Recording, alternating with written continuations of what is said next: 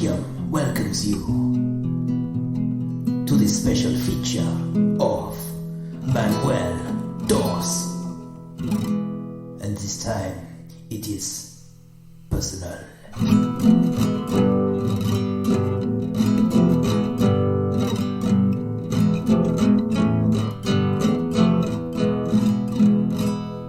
Hola, and welcome to Roman Emperor's Totalis Rankium. I am Jamie. And I'm Rob, and this is episode 169, and it is, as you may have guessed by the introduction, Manuel II.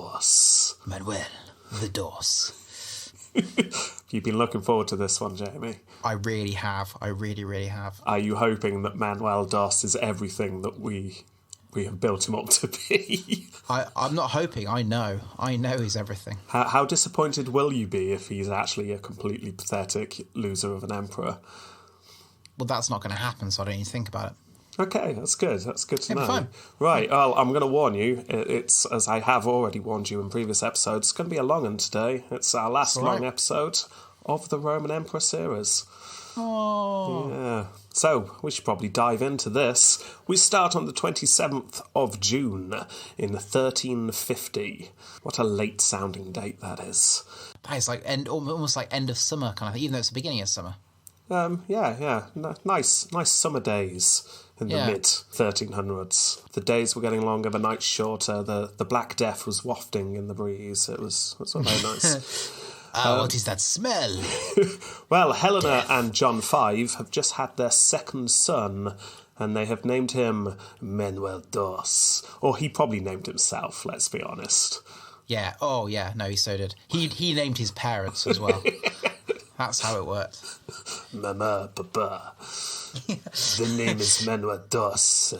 Pleased to meet you, he said. You may call me sir.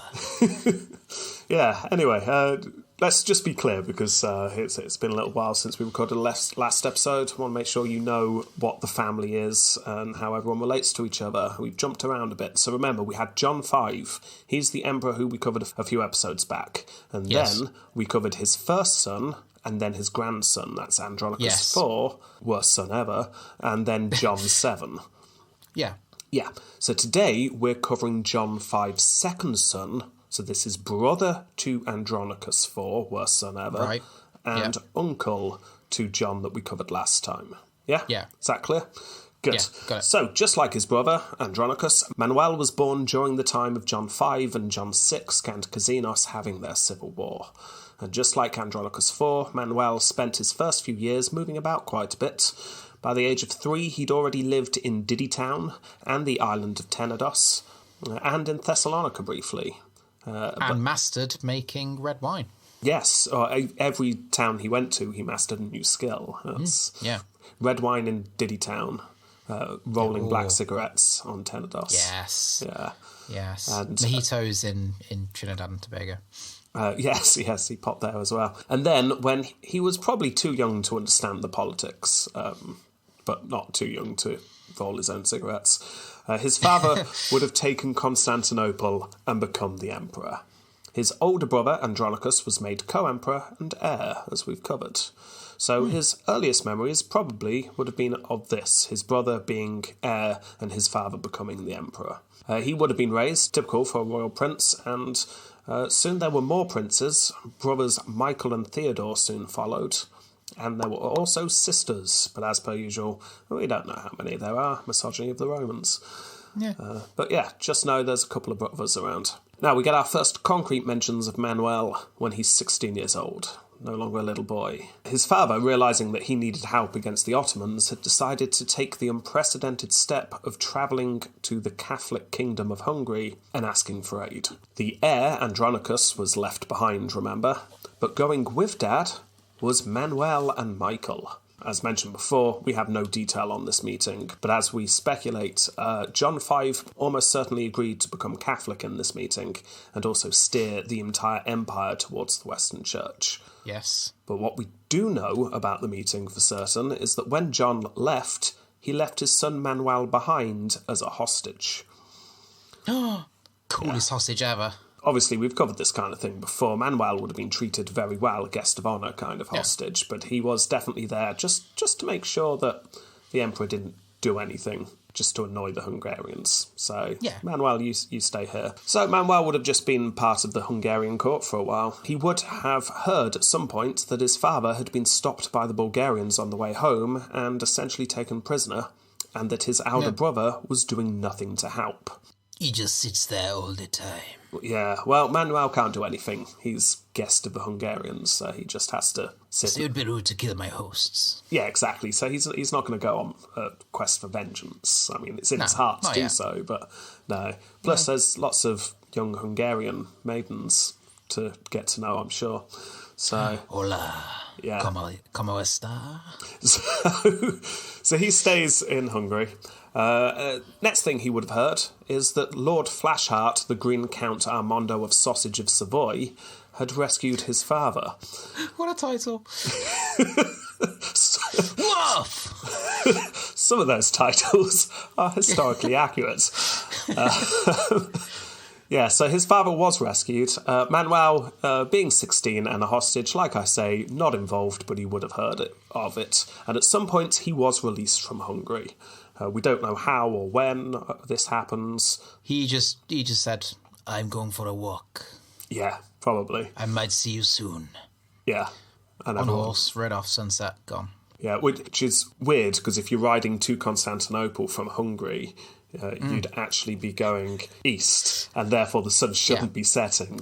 But Manuel, I mean, he doesn't have to worry about that kind of thing. The sun's set in the east, damn it. Physics schmizzics. Yeah, exactly. So anyway, within a year, he is back in Constantinople. And we know that he's back in Constantinople because we know that he was part of that meeting when the new Latin Patriarch of Constantinople met with the monked John Sixcantacasinos to talk about the unification of the church that we covered in previous episodes. Yeah. We speculated that Andronicus, who definitely was there, probably sat around and didn't contribute at all. I'm guessing Manuel didn't contribute much to this meeting either, but in a much cooler way. Yeah. Yeah. Feet on the table. Use a different colour ink. Yeah, that was his contribution. I tire of blue. Yeah. That's what he did. So, another year passes, and then his father told Manuel that he's off to the west to see the Pope and get assistance against the Ottomans. Andronicus was left in charge of the capital when he's gone. Don't worry, Manuel, I've given him some strict instructions. As for you are going to become the governor of our second city, Thessalonica. Now, at this point, I'm going to ask you, do you still have the triangle of vague geographic knowledge? Oh, yes. Oh, 2-hand. Excellent. Right, so just so you're clear, Manuel is off to Thessalonica. Thess, found it. Yeah, good. It's got a Z next. We always have a Z next to it. That's because the Zealots took over, but they're gone now. You can cross that Z off. Thessalonica is now back in Roman hands. See. So, Manuel goes off to Thessalonica to rule the second city of the empire, and we get nothing on him about him going to his new city. We do hear from him about a year later, however, because as we have covered, John went to Rome, met the Pope, converted to Catholicism, then headed to Venice, and there he made a deal.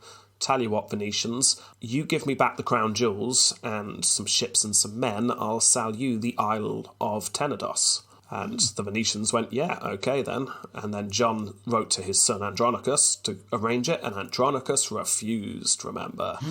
Yeah. I like islands. So John, the emperor, was trapped in Venice. Very embarrassing. We get few details, but it appears that Manuel, who is 21 by this point, by the way, heard of his father's plight and his brother's refusal to help, and took matters upon himself. He set sail to Venice to pay for his father's freedom. According to one source, his arrival, and I quote here, filled the parental eyes with joy. Everyone's eyes. Oh, look at man. Where's Manuel? It's Manuel. Yeah, It's like the legend says. I'd like to think that he wasn't asked to do this at all. John was just in Venice despairing, and then a flamenco guitar just strums softly in the window, and there's Manuel. Throws him a purse of gold, he does. Oh. Papa, I've come. So Manuel hands over cash. He raised this cash in Thessalonica through taxes, which did not necessarily go down too well with the people living in the city. Remember, as you just crossed out that Z, Thessalonica isn't the most loyal of cities in the Roman Empire. No. No, so them paying their hard-earned cash to save an emperor that they weren't that keen on, they weren't too happy about it. But still, Manuel went to Venice, freed his father by paying some of the money owed back. Manuel himself, however, guess what he's got to do once John V leaves? Thessalonica? No, it's the same as before. He's got to stay behind as a hostage. Oh. Yeah. I will be your hostage. No, it's perfectly fine. No. I will be your hostage. Either that or people just keep asking him to stay wherever he goes. You're just so cool. just stay a bit longer. Oh, duty calls, I must go. What if we said you were a hostage? Now, it's not clear how long Manuel stayed in Venice, but it wasn't long. Most likely until I got bored. Yeah, most likely until John was able to get home and send more of the cash that he owed. Still, he was definitely no longer than a year in Venice, and soon enough he was back in Thessalonica. And here we see one of the first cases of Manuel acting on his own. Because while he was getting home, the Ottomans and the Serbians had finished up a decisive war, and the Ottomans had come out on top. And when Manuel got back from the west, he saw how weak the Serbians were and decided to take back the city of Ceres from them. If you remember from back in John Cantor's Gazinos' episode, this city was lost to the Serbians. So the Serbians were weak, and Manuel was able to take a city back. Hooray! So if you look on your triangle, there you go, you can put a tick next to Ceres. It's back in the Empire. Whereabouts is it? It's sort of in the middle, to the left of Thessalonica, quite close to it. Oh, yeah, found it. Yeah, there we go. Yay, Empire's growing again. Woo! Yeah, so there you go. That's a city close to Thessalonica, back in the Empire. Fantastic.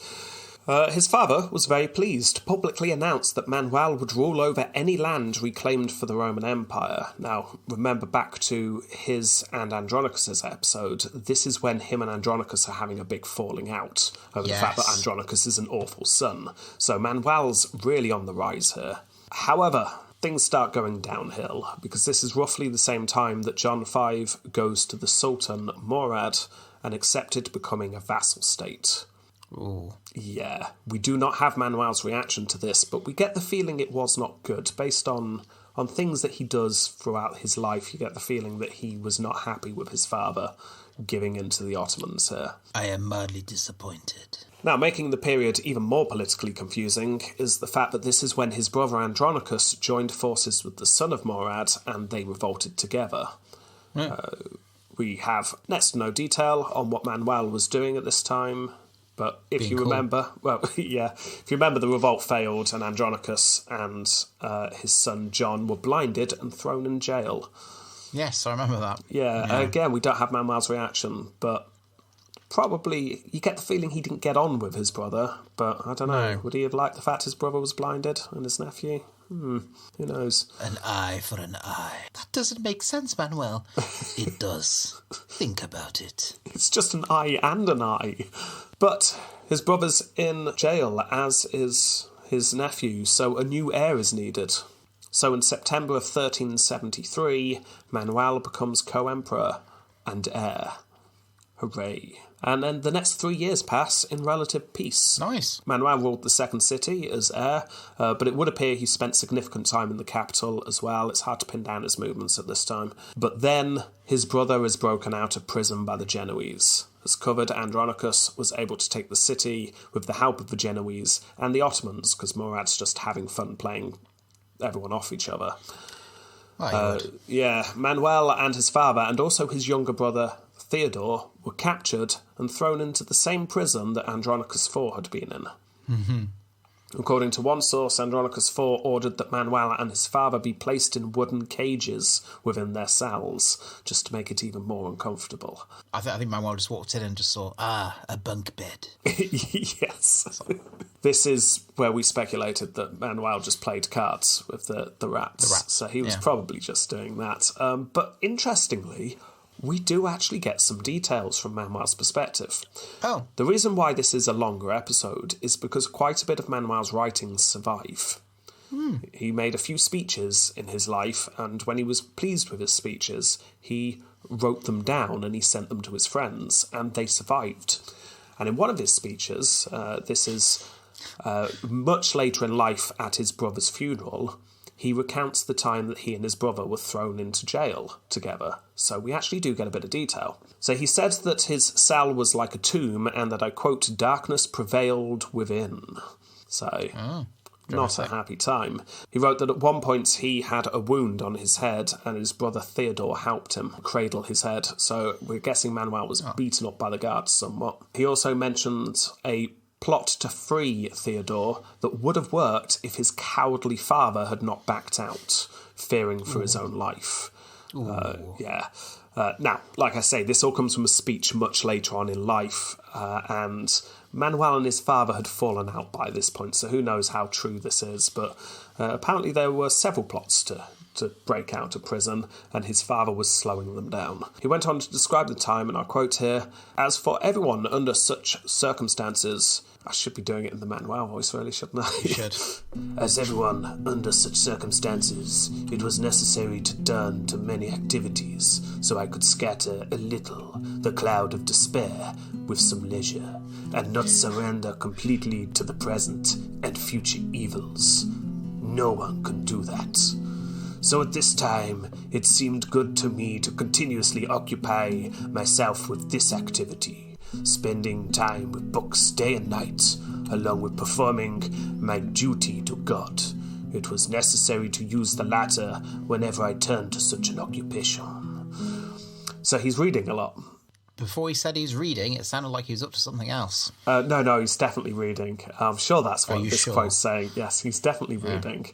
He's reading the hell out of those books. Oh, he's got to use a lamp. Sometimes 4 or 5 times a day. It's really dark. It's hard to see what's going on in the cell. He's got to use a lamp. Yeah.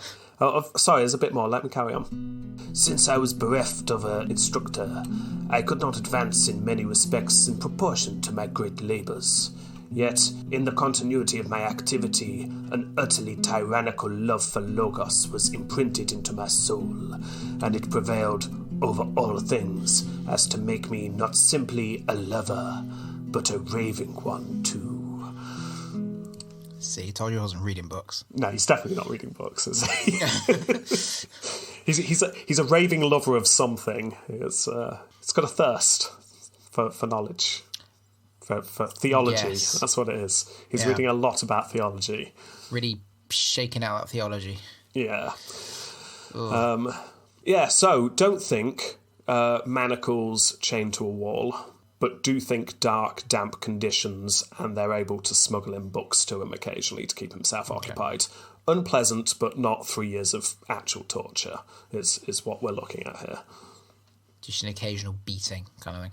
Anyway, all this is written by Manuel to make himself look good, remember. He wanted to make it seem like he got through tough times by becoming more educated and closer to God. Who knows, maybe he did do this whilst he was imprisoned.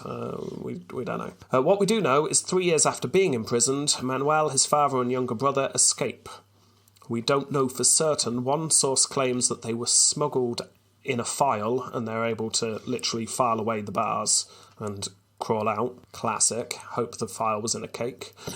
One source says that a man named Angelos, who had a nickname The Devil, lowered them out of a window. Interesting. Yeah, I like the fact that someone called Angelos has the nickname The Devil. Let's combine the stories. Let's just say the devil smuggled in a file. Together they hacked open a window and then they lowered them out. There you go. I like to think Manuel just walked out the front door saying, "I'm leaving now. Yes. I've had my fill." He just got to the end of the book he was reading. Papa, goodbye. Just closed the book, places it gently down on the table. My time here is done. And he leaves. Frustratingly... And brother's like, "Are you going to clean up all those tissues?"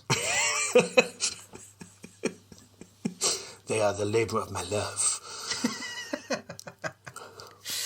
And then he just leaves. Frustratingly, in the speech where Manuel has been talking about this, he says he won't go into the details of the escape because everyone already is familiar with the story, which is very annoying. Yeah. Yeah, because we Great, could have... 700 years ago, but Yeah. Not so much now. Yeah, exactly. So, who knows? Anyway, as covered, there was then a period of cold civil war between Andronicus IV and John V, backed by the Genoese and the Ottomans. During this civil war, Manuel is sent to go and fight for the Ottomans in Anatolia.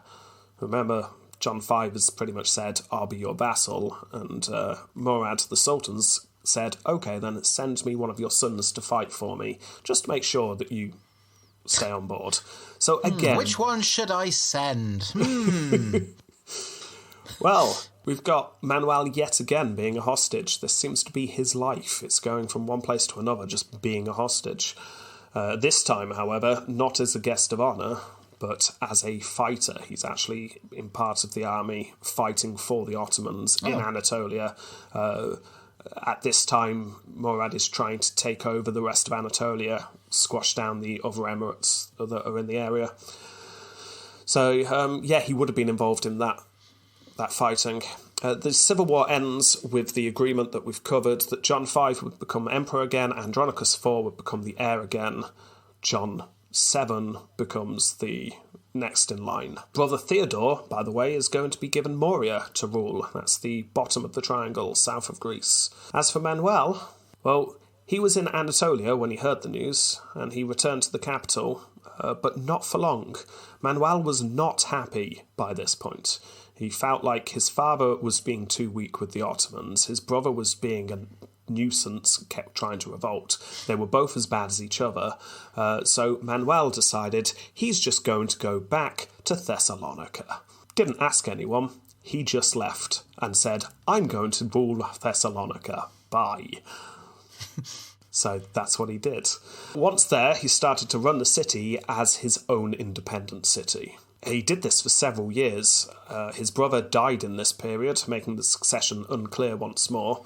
He did listen to his father, but then he just did his own thing afterwards. And his own thing was to defend the city against any invaders, and this included the Ottomans. And he was very loud when he was starting to say things like this. So there's his father saying to Murad, don't worry, we're your vassal state, but his own son is in the second city of the empire, loudly saying the Ottomans are here illegally, we need to fight them. Through flamenco dances. Yes. Right, as you can imagine, this greatly annoys Murad. He saw this as a betrayal of the vassalship. The Sultan ordered John V to rein his son in. John V said to Manuel, stop what you're doing, we're vassals. Manuel turns around and says, no. So, John V says, fine, you're a traitor then. You are no longer part of my family. You are a traitor to the Roman Empire. Step down.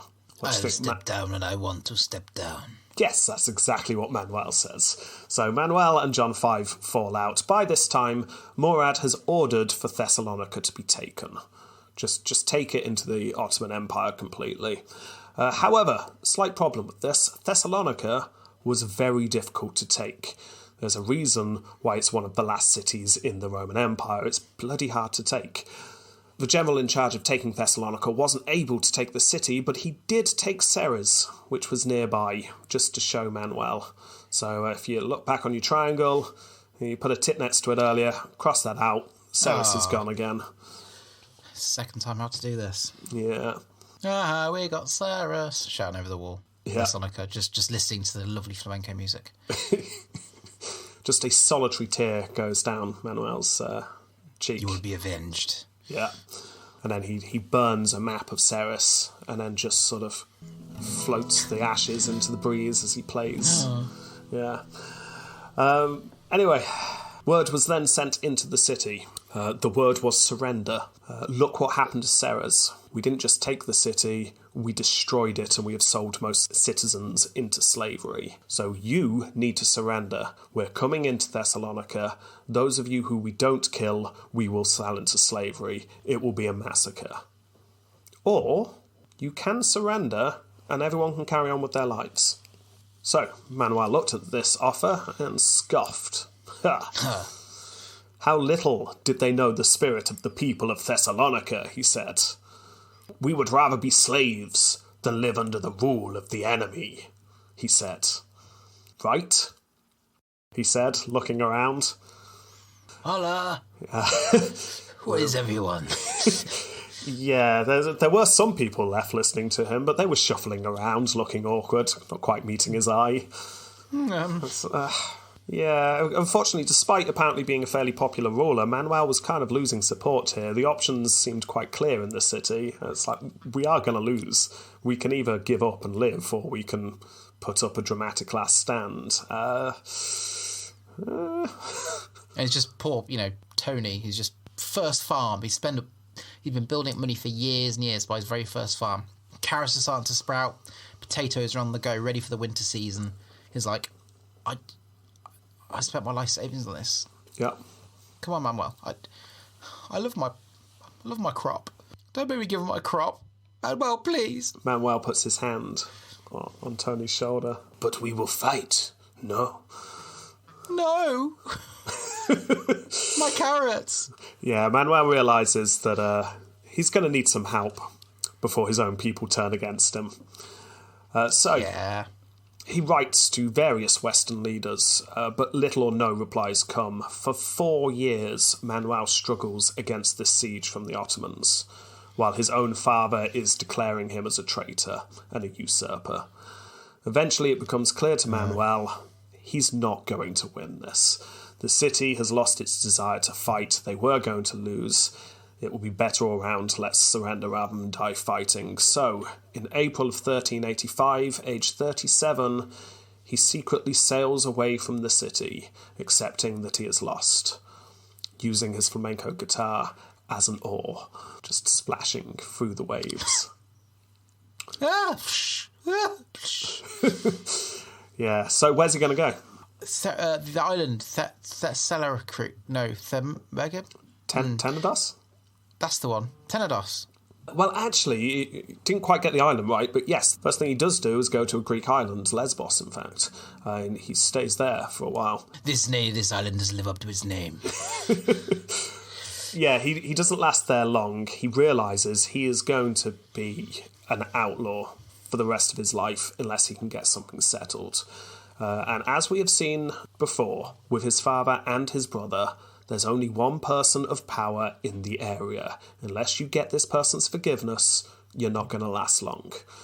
So, Manuel, flamenco guitar in hand, goes to the Sultan to ask for forgiveness. Hola, I'm here to accept your forgiveness. Well, interestingly, Murad received Manuel as a guest and actually forgave him, and then sent him back to Constantinople, telling John V, forgive your son. I know I've been telling you to denounce him for the last 4 or 5 years, but now I'm telling you to forgive him, so do that. Which might actually tell us why Murad did this, just to keep stirring up the Roman pot. Yeah. Yeah. So, Manuel is back in Constantinople, father and son are together. A couple of years pass, and the two seem to make up somewhat. And then we hit what we covered last time, which is John's episode. Murad dies, remember, and his son, Bayezid, becomes the Ottoman Sultan. Yes, remember that. Yes. Bayezid looks at young John VII and decides, yeah, actually, let's keep stirring the Roman pot. Let's throw some weight behind him and let him have a go at cooing. This is great to watch. So, in April of 1390, John enters the city after someone opened the gates, and the Emperor John V locked himself up in a tower in the city walls. Manuel, however, didn't do this. He was in the city at the time, but instead of locking himself up, he flees. He's back in his little boat, paddling with his guitar again. Oh, yeah, I think I forgot something on Lesbos. I don't think I checked the whole island properly. Well, he flees. He doesn't just flee, but in his boat is all his valuables. He flees with all he has that he can carry with him. Now, Manuel is on shaky terms with his father. Nonetheless, he is not about to give the empire up to this upstart, his nephew John VII. So, once he gets to some of the Greek islands, he sells all his belongings. He raises as much money as he can, and then he goes to Rhodes. Living on Rhodes at the moment were the Knights Hospitaller, essentially a military religious order, very similar to the Knights Templar, were in this region of history, where you just got military groups that are from orders from God, of course, therefore they could go around doing whatever they wanted. Essentially a mercenary unit, but Pope's on side. I wonder if there's some interesting things with the etymology of that, like with hospital and yes. hospitable, It like is all linked as far as I'm aware. Friends. Yeah. Peace, something like that. Anyway, they're willing to do fighting for cash is all that Manuel cares about. So he hands over the cash and the knights hand over their fighting. Just a bag of swords. Yes. This isn't what I meant. Well, using the order, Manuel was able to enter the city after a couple of attempts over 4 months. They don't get in the first attempt, but it doesn't take long. His nephew was dethroned and his father was back in charge. And that was the glorious reign of John VII. See. Manuel was praised by his father, but Bayezid was not happy at all. His plan had failed. He wrote to John, "Send Manuel to me. I want him in my court." So off Manuel goes, off to be a hostage once more. Now, from what historians can gather, Manuel and Bayezid did not get on at all. Get the feeling that Manuel and Murad, Bayezid's father, kind of got on well enough. Yeah. This is completely different. Bayezid would... He always saw you as the son. Well, yeah, You're so cool. Bayezid would have been around when Manuel was there before, remember? When Bayezid was just the son of the Sultan. So, yeah, maybe there was a dislike from that period of time. Not only do Manuel and Bayezid not get on, but John VII also turns up soon. Well, are they all being put in the same cell that's just wide open or something? Like a few bricks to say pull here for escape, that kind of thing. John VII was never put in jail to begin with. When Manuel entered the city, John just fled. So, yeah. Probably through the cell. That's how open it is. It's more of a walkway. Yeah. More of a lean-to at this side of the prison. So yeah, uncle and nephew are forced to fight for the Sultan in the Sultan's court, whilst John V gets on with ruling the empire. Both take part in the siege of Philadelphia. Philadelphia is one of the very few Greek cities left in Anatolia, no longer part of the empire, but it's not been taken by any of the emirates yet. But you've got 2 heirs of the Roman throne attacking a Greek city for the Ottomans, which the Ottomans find hilarious. Yeah. People of Philadelphia less so. Bayezid was able to use Manuel being with him to his advantage also. When he learnt that John V was starting to strengthen the walls of Constantinople, he wrote to John saying, "Stop strengthening your walls, or I will take the eyes of Manuel." And as we saw at the end of John's episode, this was too much for John. He retreated, he fell ill, and he died. So there we go. After several episodes, we finally got to the point in the narrative where we are moving forward into the unknown. New material, oh my goodness. New material, yes. It's like being at sea. Yes, it is. So, let's do this. Bayezid had the 2 claimants for the throne in his power. I mean, they're both with him. He's got Manuel and he's got John. He would be able to make them play off each other as to who was allowed to go back and be the next Roman emperor.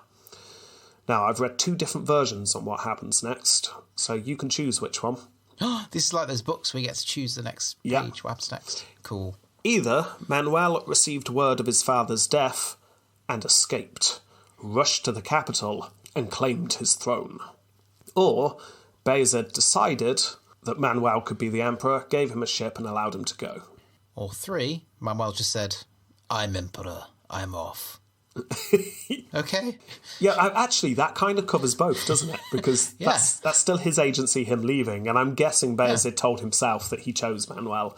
Like, after Manuel left the room and the glamour had lifted slightly, and he was just feeling slightly confused of what had just happened in the last 5 minutes.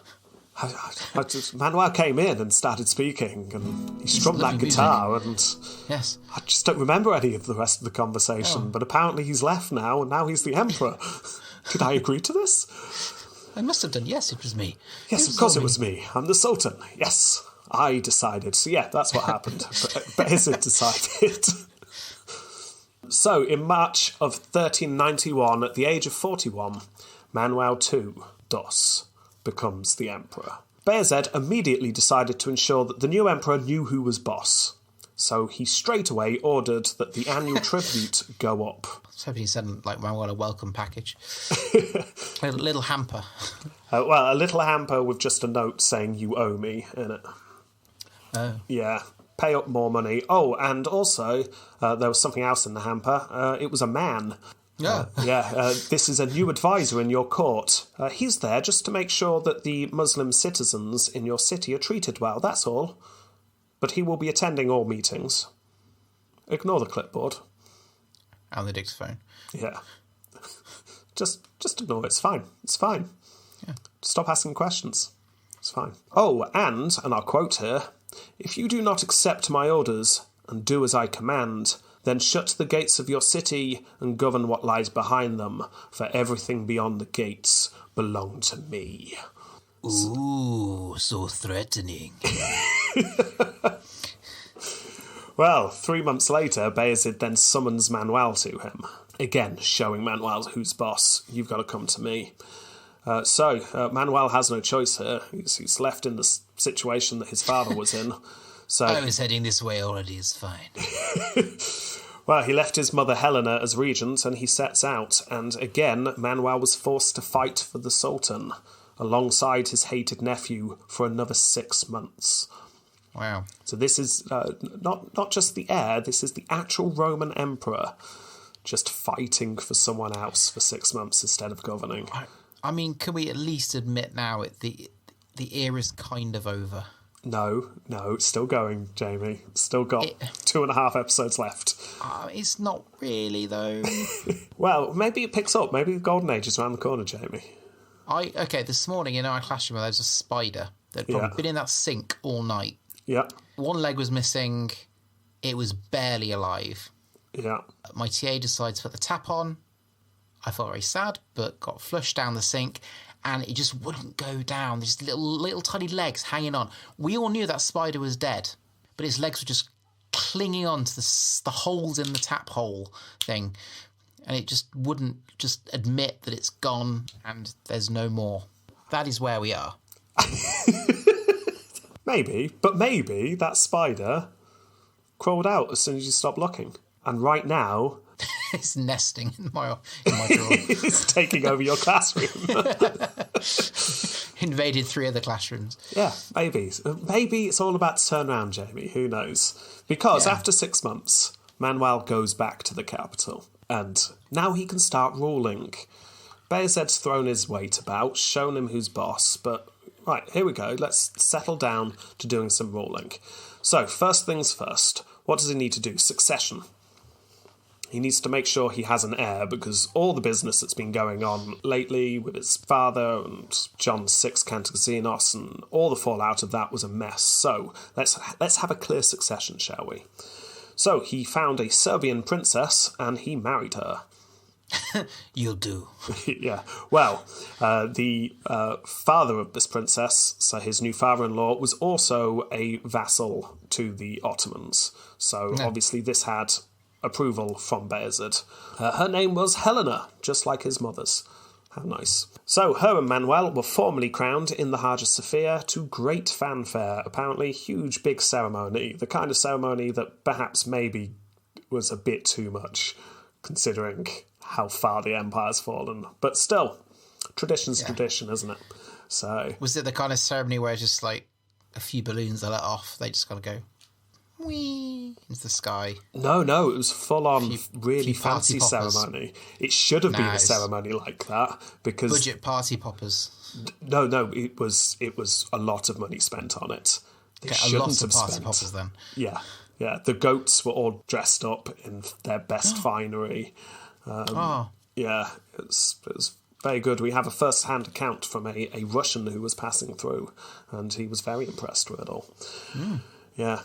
Anyway, during this time, not like literally during the wedding, but roughly around the same period of time, the Bulgarians attempted to fight back against the Ottomans. Like everyone in the Balkan area, they were worried about the Ottomans, to say the least, and they were attempting to rebel. Did not go down well for them.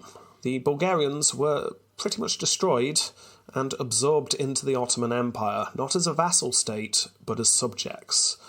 This is, what everyone is fearing. Bayezid himself was furious that the Bulgarians dared to challenge him.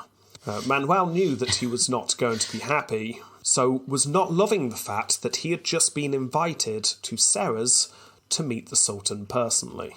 He just gets an invite out of the blue. Come to Serres now. And this is just after the Bulgarians have been defeated. Oh. Yeah. Well, he can't ignore the summons, so Manuel sets off. When he arrives, he was quite shocked, because guess who's there?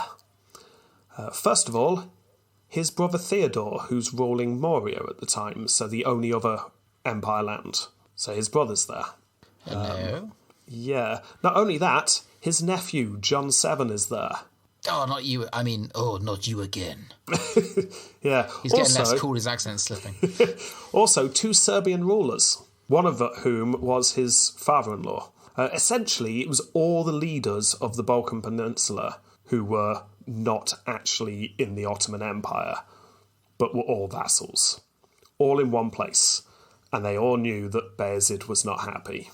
So what do you think is going to happen? Well, maybe an ultimatum, maybe a kind of a, you'll be vassally for me, all of you, or... Yeah, I think ultimatum was best case scenario in their heads. They were very nervous. Still, hopefully they'd find out what was going on in the morning, they thought. So... If you just drink your drinks, sir, that'd be wonderful. Well, they all go to bed. Manuel himself writes what the plan was. According to him, the Sultan, once everyone had gone to bed, ordered a general murder all of them in their sleep. However, for unknown reasons, the general disobeyed the order. And now I'll quote Manuel. The Sultan, far from punishing disobedience, thanked his servant for delaying the execution of his command. Apparently, Bayezid was by this time quite flighty in his opinions and his commands. Just what you want in a leader. Yeah, exactly. Apparently, he ordered... Kill them all! No. Yeah, pretty much. That's what happened. He Why realised... are you doing that? He realised that murdering the royal families of all his vassal states in the Balkans in one go might cause more harm than good, maybe. Might lead to uprisings and the such. According to Manuel, Bayezid, however, was still angry and wanted someone to point his frustration at, and I'll quote Manuel again here. He vented his rage on some of our officers, putting out their eyes and cutting off their hands. If you're happy and you know it, clap your hands. Squelch. Yeah. Bayezid then, apparently, attempted to present Manuel with gifts. Yeah. Gifts of what? Well, hands! Here's a bag of hands. Here's a jar of eyes. Enjoy. I bet it was a bag of hands. Yeah, I'll just quote Manuel here. As one tries to calm a child with sweets after one has beaten it. Yeah, you really get the impression that Bayezid's cooking with one log fewer than a campfire. Yeah. As they say. Maybe it's like Queenie from Blackadder. Yeah, definitely seems a little bit like that. Anyway, who's Sultan? Well, they were allowed to leave at this point, and Manuel gets the hell out of there. Yes. Thank you, Sultan. Thank you. Let's get the hell out of here. Quick. Thank you. Yes, I gotta keep waving. Yes, faster, you. Okay. He starts playing his flamenco guitar in that really fast style instead of a gentle... Yeah, he gets back to the capital, glad to be away with his life. This trip changed things for Manuel. This was when he really decided he needs to be his own ruler. He can't carry on with the policies of his father. Bayezid would be the end of him unless he does something. And sure enough, shortly after this, Manuel gets another summons from the Sultan. Not sure how long afterwards. I'd like to think 5 minutes after he got back to the capital. I think just written in his diary, full stop, new letter. Oh no. Yeah. This time, however, Manuel ignores it. No. Ooh. I will not come. Bayezid was furious. How dare you not come to my summons? You're my vassal. So, he sent an army to burn down the populated area outside the Constantinople city walls, and then blockade the capital. As you can see, not happy. Now, not Not full-on siege. This isn't like siege warfare trying to get into the city, but this was economic blockading. Yes, very different. Different, but also devastating. This was an awful time to be in the capital. Houses had to be torn down for firewood. Food was very scarce and unreliable because the city had to rely on donations from the west. The Ottomans were able to completely blockade the city by land, but as we've seen many times, it's very hard to blockade Constantinople by sea. 2 years go by like this. Wow. As the city slowly starves to death. The only thing going for them is the aid. And where is the aid coming from? Well, with the great city of Constantinople looking like it was about to fall, the kingdoms of the West were finally starting to think about helping. And how best to help, they thought. How about one of those crusades? Bring God into the area. They always go so well. Yeah. What crusade are we on now? It's been a Someone while. asked. It's like, we stopped numbering them. It just got depressing. We've run out of numbers. Yeah. We're just in the kind of the later also ran crusade section on Wikipedia. So is that a good thing? Probably not. No. But let's do one of those anyway, shall we? They said. The main organiser was the King of Hungary, who knew that he'd be next in line to be attacked by the Ottomans. So the King of Hungary wrote to both popes, Boniface IX and Benedict XIII. That's right, there were 2 popes at this point. I'm not going to go into why. Pontifex can do that. Hey. Yeah. Anyway, France and the Holy Roman Empire provided troops. The Venetians provided ships. The Genoese and various Greek island states stated they would protect the Black Sea and the Hellespont. Kingdoms in Italy, Spain, England, Poland also provided troops. This was big scale. This was, I guess even there at this point, looking at the Ottomans going, actually... Yeah. This is them waking up. It's been a long time coming. Eventually, around 100,000 men were gathered. Now, maybe numbers are always obviously disputed. This one is hugely contested, but it's a big crusading force, larger than we have seen in a very, very, very long time. You'd be so annoyed, though, right, if you were an English soldier... and then you're joining up with the Venetian soldiers like, I've been walking for months. Venetian's like, it's fine. It's fine, we've got our ships. Yes. Yeah, I don't know, the weather's nicer. That's true, yeah, but been walking for months, eating, stale bread. Yeah, but going through France, stale bread and wine and good cheese. That's actually a really good point. Yeah, exactly. So it's fine. Anyway, Crusade, last stand. A huge gathering not seen in a very long time. Rivals coming together. You got the Venetians and the Genoese working together and everything. Yeah. This was everything that Manuel could have hoped for. Word got into the city. Help is on the way. The Ottomans will finally be destroyed. So the combined forces of the West travelled down the Danube. The Bulgarians quickly revolted and joined them. Because remember, the Bulgarians have been taken over recently, so that's even more forces. And it was at the fortified city of Nicopolis that Bayezid met up with them. And the Battle of Nicopolis took place. Feels like that Matrix fight in the last film, but it's all raining and it's all full of Agent Smiths. I don't know why I'm picturing that. Let's say yes, that's exactly what it was like. As is often the case with the Crusades, the crusading forces were inherently weak because there was not a clear chain of command. The French forces disagreed with the Hungarian ones. The King of Hungary wanted to be cautious, the French wanted glory and decisiveness. So the French attacked early, and the Ottomans utterly crushed them. And then the rest of the Crusaders saw just how badly the French had just been destroyed. Demoralised, they attempt to attack, but the tide of the battle was on Bayezid's side by this point, and the Ottomans win a decisive victory. Oh, shit. Says Manuel in Constantinople. Yeah, the first he hears of this was when the King of Hungary turns up. Begging.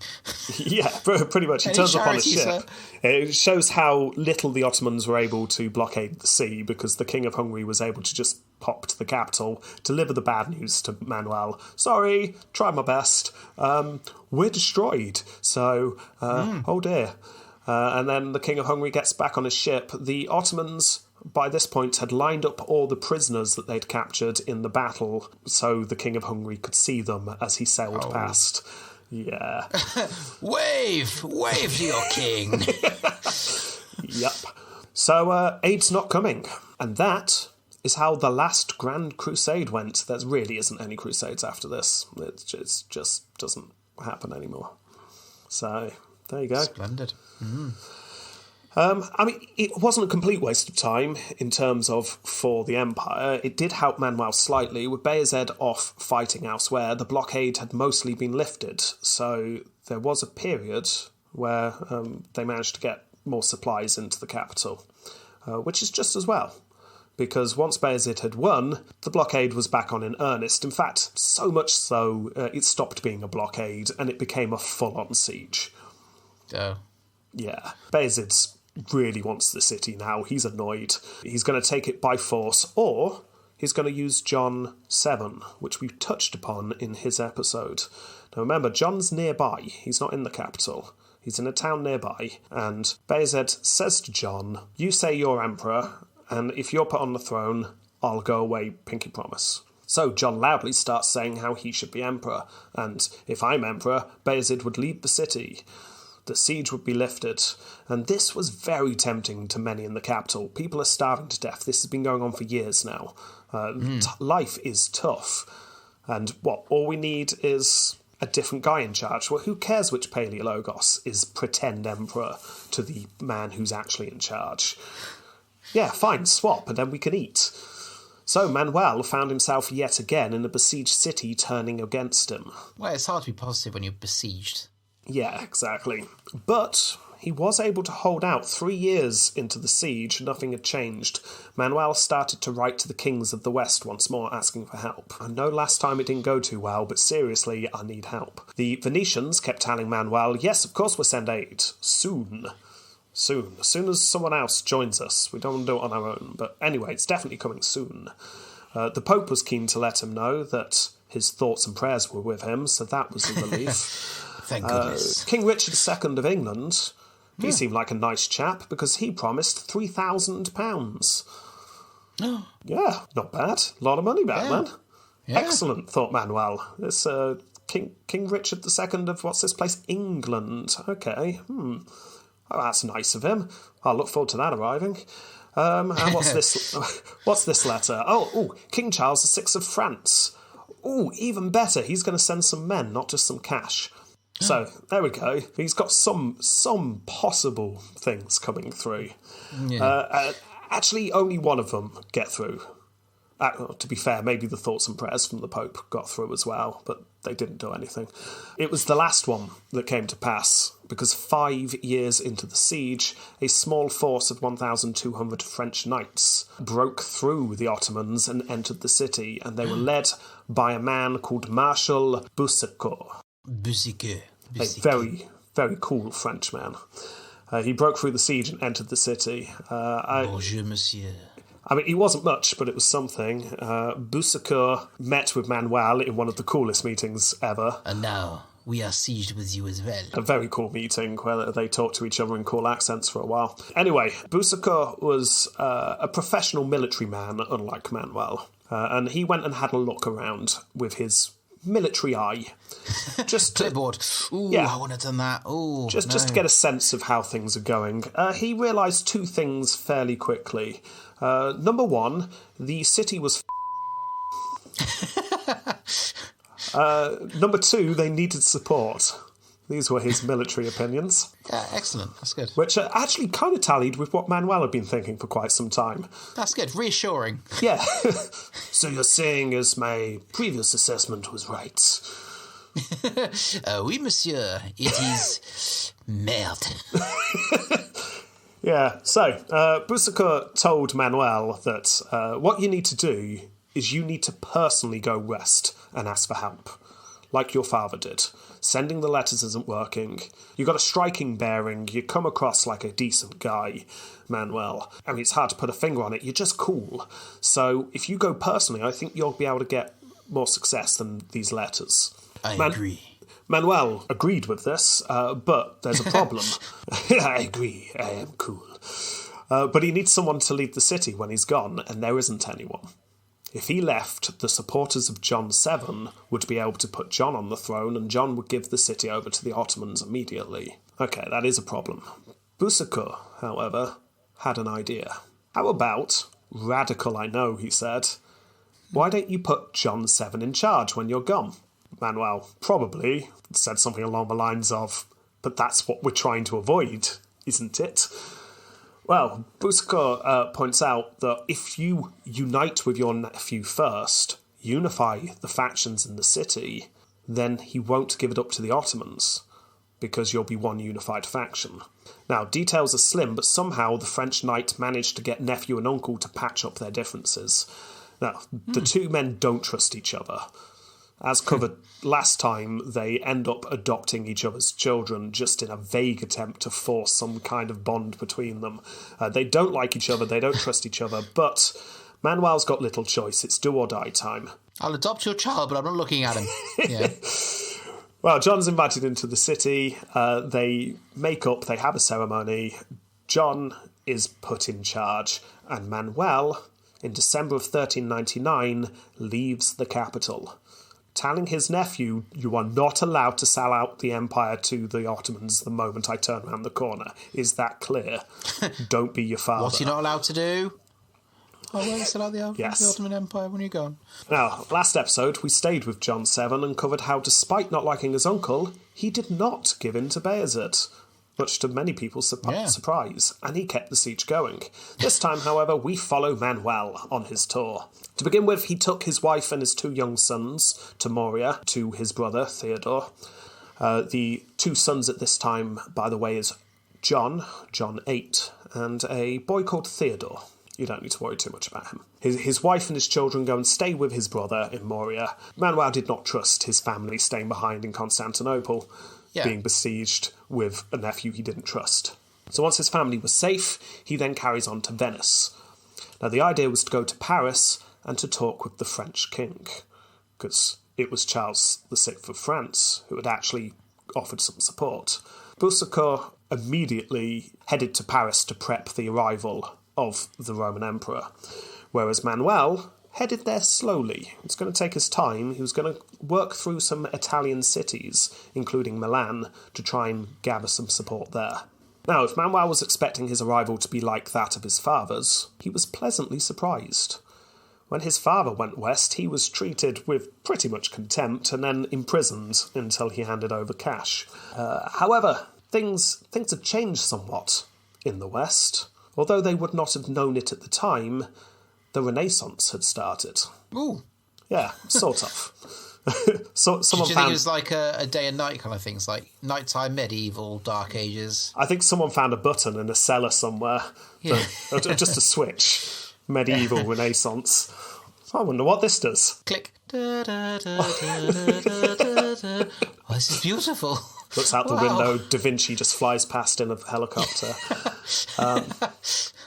Good times. I mean, obviously, we're very early on. This is certainly not the heights of Renaissance, but... the early Renaissance, you could say. Things, yeah, you could call it that, yeah. Things are starting, shall we say. Greek culture suddenly very in fashion in the cities of Italy. Manuel was treated as a wise and cultured emperor, bravely defending the Greek-Roman Empire. He would have been guest of honour wherever he went. No. There's just the Roman Empire. Yes. Yes, the Greek-Roman Empire is all inspired by the Greeks. They're amazing, don't you know? Oh. But we are Roman. Greek-Roman, yes. Yes. He would have been guest of honour wherever he went. It helped, apparently, that he had, as I've already mentioned, but maybe you thought I was just joking because what we've been saying, he has quite an imposing figure. He was large-chested. Yeah, he does. He had, yes. Apparently, he had an impressive white beard. I can only assume that is a translation error from impressive moustache. Small black moustache. Yeah, exactly. It's easy done in the ancient Greek. But yeah, he was also said to be impressive in his communication. I'm taking that to mean he sounded cool. Yeah. As much as we have been joking, apparently he did have quite a bit of charisma. So he was liked where he went. And wherever he went, he made 2 things clear. One, Constantinople needs help, and 2, no, I'm not about to become Catholic in order to get it. I'm Orthodox. I'm fighting for the Orthodox Christian capital of the world to save my way of life. And you guys, as fellow Christians, are going to help me. This approach, very different to his father's, which was, of course I'll become a Catholic, actually seemed to gain him some respect. Which, again, kind of shows that a lot of his charisma is doing the work for him. Rather him coming across as belligerent, he just comes across as strong-minded. Anyway, he slowly goes to Paris. It takes him 6 months to get there. But he does. He gets to Paris, Jamie. And he was greeted by cheering crowds of over 2,000 people when he gets there. He's making quite a splash on his tour. Is this the first time we've mentioned Paris? No, but it's been a very long time. If I remember correctly, and I certainly haven't looked this up, the last time we would have mentioned Paris as a city was right at the start of Paris being a city back in Julian's episode. If I remember correctly, Julian was posted in Paris for a while. Okay. Before he was emperor. I think back when you were finding him particularly annoying. Oh, yeah, Julian. Oh, bloody Julian. Yeah. Yeah, bloody Julian. Yeah. Bloody Julian. But we might have mentioned Paris since that. That is just off the top of my head. But this would have been back in the day as well, where the Eiffel Tower's made of wood. Yeah, I was going to say, this is a very different Paris to when we last saw it. The Eiffel Tower's wood. The Louvre is there. That is actually there. So there are recognisable things in Paris when he goes there that you can point at. The Arc de Triomphe? Obviously pre-revolution. It was there, but it was also wood as well. Yeah, lots of wooden structures. Just placeholders for now. We'll put something there at some point. We've not decided what. Anyway, so he meets Charles VI of France. And he is treated as a guest of honour in Paris, just as he was in Italy. He was set up in the French capital, and he used this as a launching pad to contact all the other kings of the West. Starts writing off to everyone. He wrote to the kings of Castile and Aragon. He also contacted the King of England. Richard II promised me £3,000. I know he's no longer king, but maybe you guys could still pay up that £3,000, I was wondering. He wrote. So helpful. Yeah. To whom it may concern. Whoever's king at the moment. I heard Richard II's no longer there. Anyway, all this took a while, and in the meantime, Manuel got used to life in the French royal court and all its finery. Now, Paris obviously was less impressive than Constantinople in terms of architecture, massive cathedrals, etc., etc. But it was more impressive in some ways because Constantinople was a city in decline and Paris was one on the rise. So Manuel was more impressed than he thought he was going to be. He thought he was on the fringes of civilization, and he was pleasantly surprised. However... Not bad. So something dampened his spirits slightly, or just dampened the mood of the trip, because Charles VI had gone mad. Oh. Yeah, that halted things somewhat. This wasn't a new thing for Charles. He was Charles VI, but he was also known as Charles the Mad. For the last 8 years, he'd been suffering from something that affected his mental capabilities. Back in 1393, he forgot his own name and didn't know he was king for a while. In 95, he declared he was St. George himself, and he didn't recognise his wife and children. Very much like our own Justin II, if you remember. His aides literally bricked up areas of the palace to keep him from wandering, and at times, Charles thought he was a lion.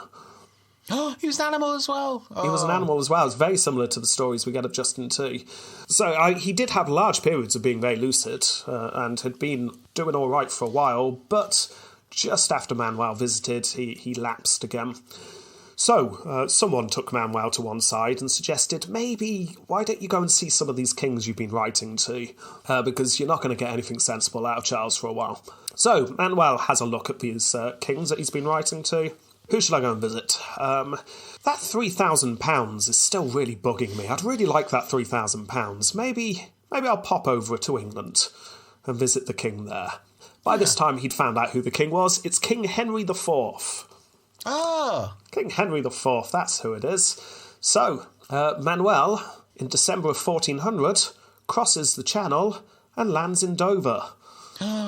We're in England, Jamie. This is so cool. Yeah, we're in England.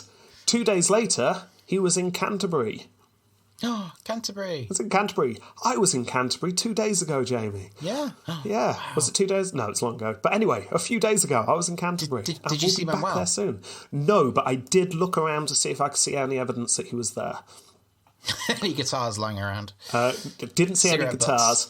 The cathedral, however, that is in Canterbury Cathedral, is the same cathedral that was there when Manuel went there, so he would have... That's cool. Yeah, he definitely went and saw the cathedral while he was there, so... Probably went in it. Yeah. No, maybe. he did. He stayed with... did? He stayed, as far as we can tell, he stayed just off-site of the cathedral, somewhere near it. And there's no way he wouldn't have gone in the cathedral. It was... It's the only thing to do in Canterbury. So, so he did that. He stayed there for a few days, and then it was off to London to meet with Henry IV. And Manuel was very impressed with what he saw. He was treated well, feasts were put on, entertainment, a tourney was held. We're very medieval here. This is medieval England. We actually have a letter that he wrote in London. Manuel wrote glowingly of King Henry, using words to describe him that he'd only ever used to describe his brother Theodore. He thought Henry was a really good egg. That was the word. He, through a translator, asked Henry about the £3,000. Henry said that he would inquire what his predecessor had done, and I'll get back to you, don't worry. According to Henry, Richard had indeed paid the £3,000, but the money was last accounted for in Genoa. But fear not, said Henry, we're going to track that money down, we're going to get it for you. Then he did a wink, and Manuel said, the English, I like. This sounds like we're trying to ring a company to get... It does a little bit. Oh, yes, it's now been transferred to Venice. I do get the impression that Henry maybe was just saying, oh, yes, no, we definitely paid, but it got lost, but don't worry. Yeah, we'll find it. It's okay. Yeah, and also, we'll provide you with men to defend Constantinople, of course. Manuel was very happy, and like I say, we've got the letter. I'll quote here. Can we mess up the Jeff stories a bit? Go on then. English Jeff. Oh, there's been an English Jeff for quite some time. Lost line of Jeffs. Yeah. Rediscovered. Yeah. They're Jeffs, but they've slowly anglified, and they are spout Geoff. And they have just become fairly competent butlers. Oh, yeah, that's a good idea, yeah. As in they can stand up straight and not drop mugs too often. Yeah, but fairly competent in Jeff universe terms. Yeah. Yeah. They can hold the doors open if they lean against them slightly. Yeah. Cool. Hold the doors open in the same way that a doorstop can, yeah. Door wedge Jeff, well done. Anyway, Manuel was very pleased in London. He wrote to a friend, a large number of letters have come to us from all over bearing excellent and wonderful promises, but most important is the ruler with whom we are now staying, the King of Britain the Great. The king of a second civilized world, you might say, who abounds in such good qualities, and is adorned with all sorts of virtues. Although he has gone to extremes in all he has done for us, he seems almost to blush in the belief, in this he is alone, that he may have fallen considerably short of what he should do for us. This is how magnanimous the man is. So, Manuel really gets on with Henry. Two of them don't speak the same language, have to speak for a translator. Do you think there's a bit of awkward laughing, which is like,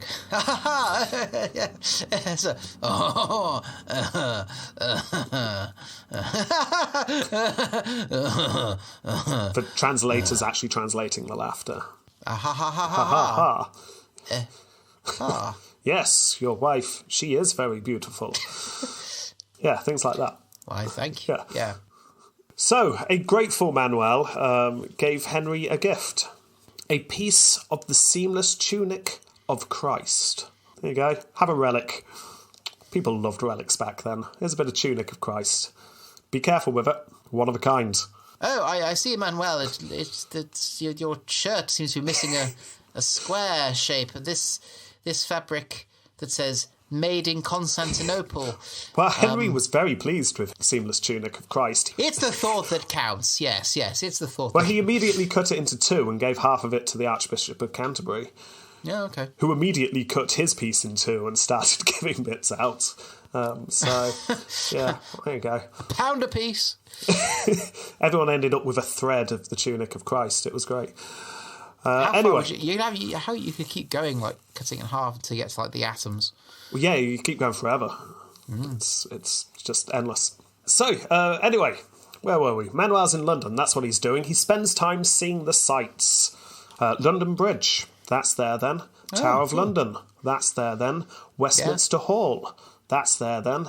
It's got a brand new roof. Westminster Hall. Westminster Hall, yeah. Wow. Yeah, Westminster Hall, obviously the rest of the Houses of Parliament built way afterwards, but Westminster Hall itself survived. It's about 1,000 years old now. It's survived for a very long time.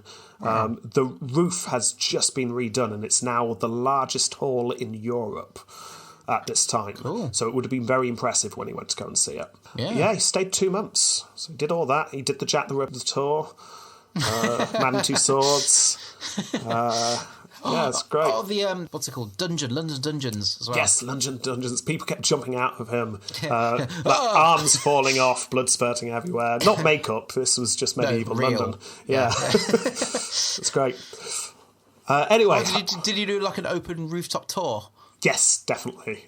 On a horse, like great. open horse tour. Oh, it was brilliant. I had a great time. Did you get one of those I Love London t-shirts as well? Yeah, it was a bit tacky, you thought, but you know what? He's only going to be in London once, so why not? He's got to have something on the display cabinet. He found the worst fridge magnet he could find and sent it back to John 7. Speaking of you. So anyway, he stays for 2 months, like I say, and then it's back to Paris. It really doesn't feel like we're doing a Roman Emperor episode, does it? No, this is like a tour. Yeah. Back to Paris with what's he got in his pocket? That's right, Jamie. £3,000. Hey! They somehow found it in Genoa and brought it back.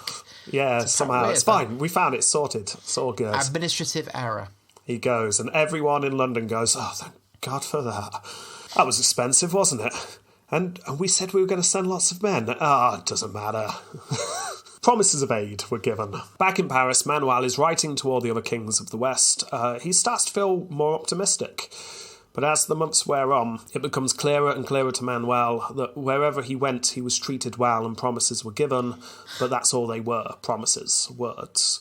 Months turned into a year in Paris. He'd been gone for nearly 2 by this point, and he was no closer to returning with an avenging army.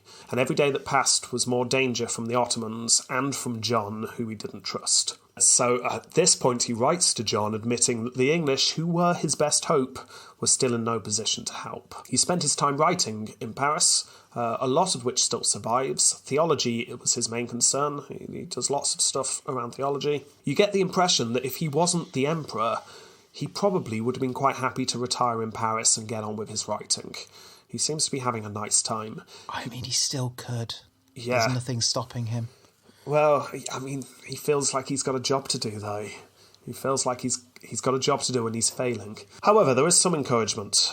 Rumours from the East start to filter into the West. It started when he was back in London and then become more when he goes back to Paris. Apparently, the King of the Turks has been killed. This can only mean one thing. The King of the Turks, that's got to be the Ottoman Sultan. Bayezid's dead.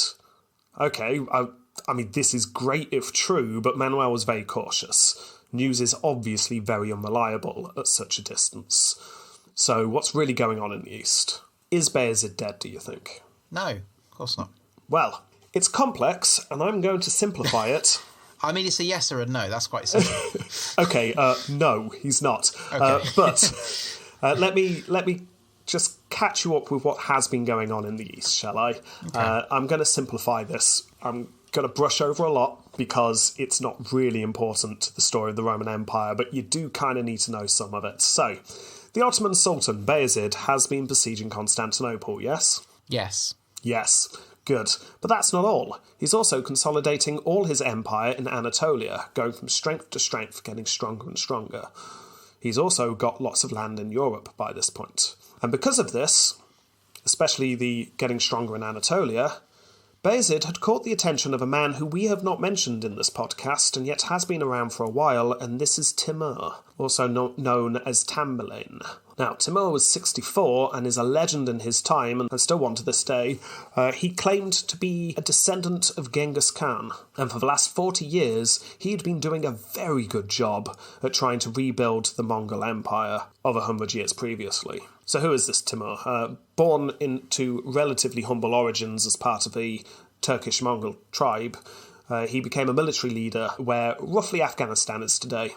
That's where he was. He went from strength to strength, rose through the ranks he did, until he was ruling over what became known as the Timurid Empire, which covered modern Iraq, Iran, Afghanistan, Pakistan, Central Asia and the Caucasus.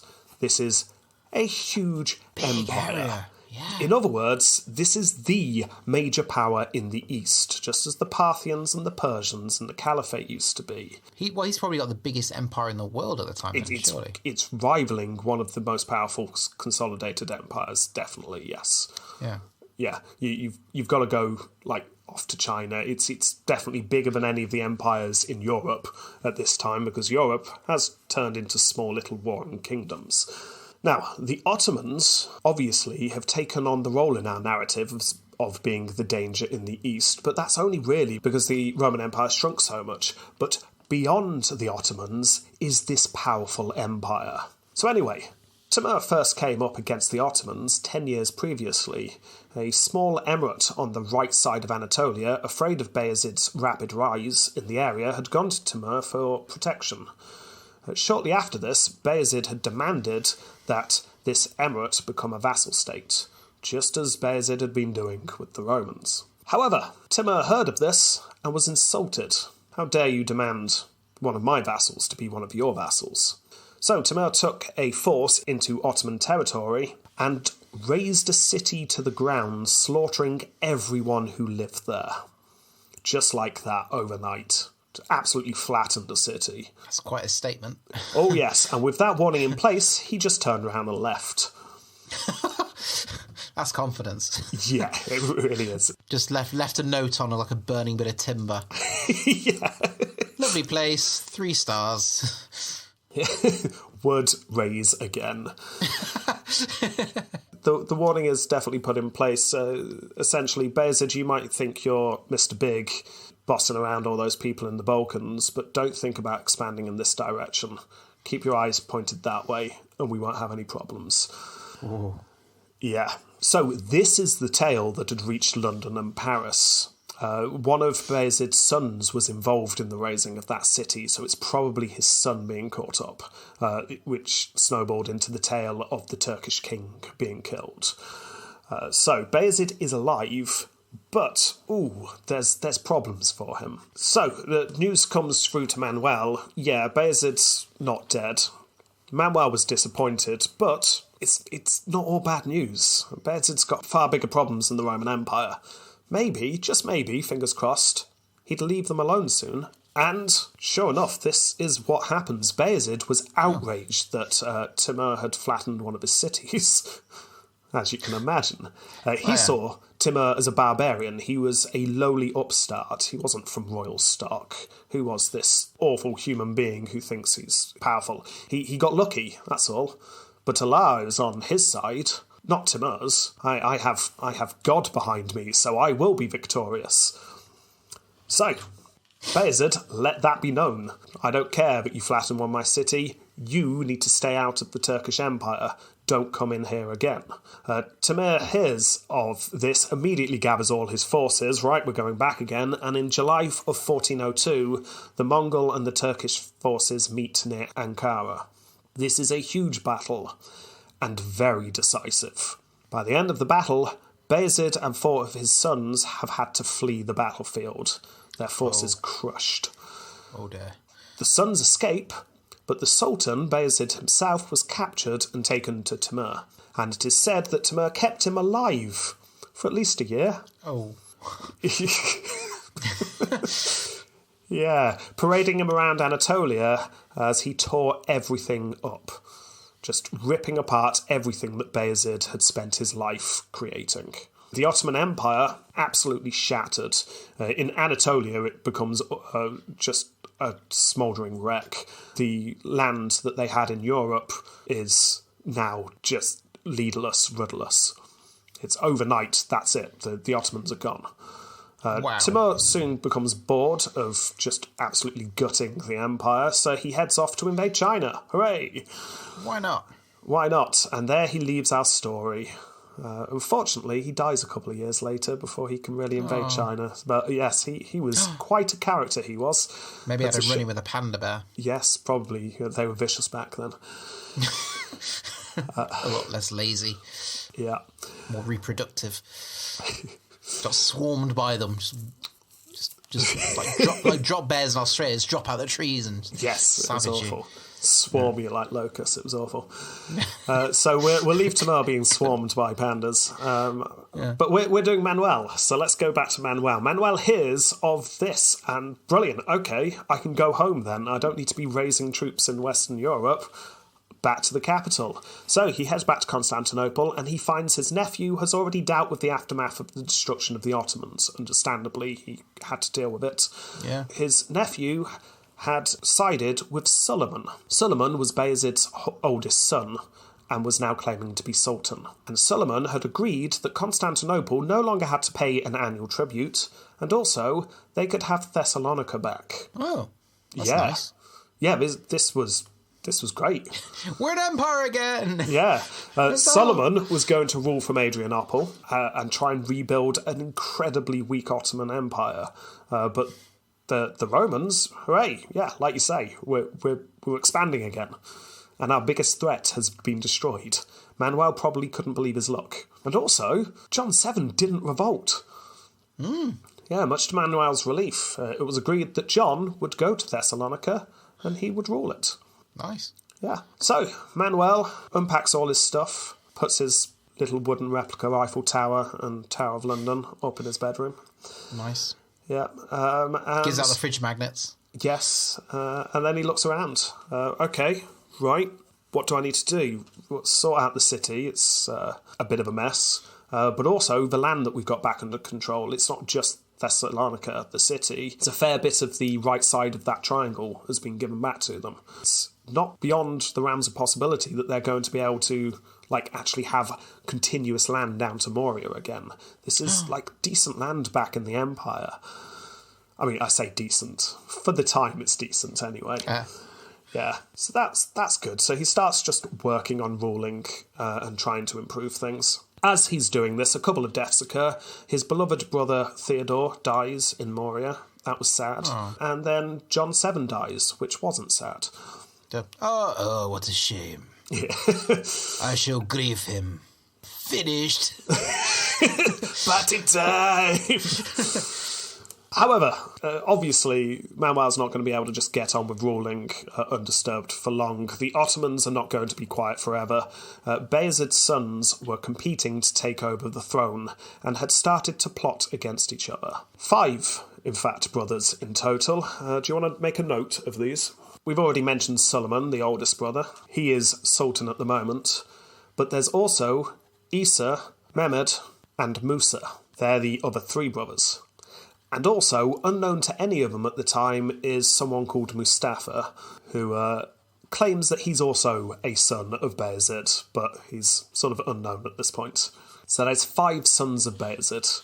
Suleiman, Isa, Mehmed, Musa, and Mustafa. They are all going to fight each other to see who's going to become the next sultan. Place your bets. If you're listening, who do you think's going to come out on top? If you don't know, and Jamie, who are you going to choose? Who are you putting your money behind? Either Suleiman, so I think he's the oldest, he's got more experience. He is already sultan, so he's coming from a position of power. Yeah. I don't think it's Mustafa. I think he was someone like, hey, look, it's me, then die almost instantly. Okay. Almost as soon as he walks out of a door. Just a bit of wood drops on his head, unconscious, stabbed. So I'm going to say Suleiman comes out on top. You're going to go for Suleiman. Okay. And your second guess, just in case he doesn't? Isa Okay. That's the second name you said. Fair enough. Right, okay. The first move in this War of Succession was by Mehmed. He killed Isa. Okay, he's out of the picture then. He's out of the picture. Mehmed ordered him to be strangled. So, there you go, strangulation death. Cross him off. And he's gone. Yeah. Then Musa declares war on Suleiman. No. This war lasts 6 years. Manuel was more than happy to watch the Ottomans fight against each other whilst he was getting on with trying to rebuild his empire. However, Manuel's not a fool, as we know. He realised eventually one of these brothers is going to end up on top, and he needs to use this time to build the empire's power up. So he continues to write to the West for support, with the usual results of, yes, of course we'll send help, as soon as something happens that makes us actually do it. But more practically, he started looking into how to fortify Moria. He was worried that the Ottomans, now that they've only really got decent land in Europe, once they organise themselves, are going to sweep down into the bottom of the triangle and take the only land that they have that's not Thessalonica and Constantinople. So, plans for a wall to cut off the south of modern Greece were made. You know how that southern bit of Greece is just has a narrow... bits. Yeah, it's just got a narrow bit of land that attaches it. Well, we could build a wall across that, he thought. So they make a plan to do that. Eventually, this wall is built pretty much overnight, by the way. It's a quite impressive feat of engineering. Well, it's a very small bit of land. It's like 3 feet across. It's fine. Really annoyed the landowners in the area, though, because they had to pay for it. But It's halfway through my farm. but It's that farmer from earlier. You end up moving out, new farmland, new carrots, then suddenly... bloody wall through his farm. Ugh. My carrots! Meanwhile, whilst all this is going on, the war between Suleiman and Musa came to an end. Musa attacked Adrianople, taking Suleiman by surprise. So Suleiman writes to Manuel asking for aid. Manuel sends troops. How the tables have turned. Oh, yeah, definitely. Manuel sends troops. He wants Suleiman in charge. Suleiman is the one who agreed they could have Thessalonica and that they could stop paying the money. Suleiman is a soft touch. They want Suleiman. So they send troops to support the Ottoman leader, who had been so generous to them, but it wasn't enough. Musa won and had Suleiman strangled. Oh, no, my So two cross guesses him are off. gone. 2 guesses went first. Straight away. Go on, who are you going to guess next? I rescind my first point of Mustafa rocking up and going, I'm the emperor. You're going to go for Mustafa, okay. I'm going to go for Mustafa now. Right. So, Musa is now the leader, and he is no Suleiman. Musa came from a faction who thought that Suleiman had given far too much to the Roman Empire, and they wanted to take it back. They were the hardliners. And Musa wasted no time. He gathered troops, and he marched on Constantinople. Another siege begins overnight. However, this isn't like the earlier sieges. Manuel had not wasted the previous few years, and the city was ready. They weren't going to be caught out like at the start of his reign, where he was dealing with the aftermath of his father's reign. The city had enough provisions. No one was going hungry this time. They had enough ships to keep the sea lanes open. They had fortified the walls enough that Musa had to keep a distance. This was looking much better than last time. Still, Musa sent in demands anyway. Surrender and start paying the annual tribute again. That's all I want. Pay the annual tribute and then I'll leave you alone. Manuel stalled for time, because once Musa had set up the siege, Manuel set his plan in action. He did a Henry IV. Oh, yeah, no, we sent it. We sent it ages ago. It just got waylaid in Genoa. Sorry. Those bloody Genoans.